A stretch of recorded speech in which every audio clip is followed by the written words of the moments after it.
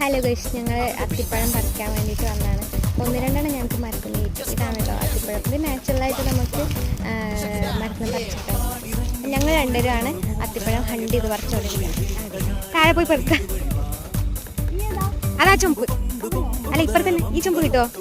നോക്കിട്ടോ, ഇങ്ങോട്ട് വീഴരുത് കേട്ടോ.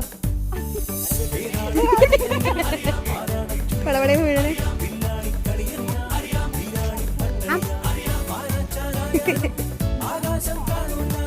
ആ വട്ട താഴെ പോയി പറിക്കാം.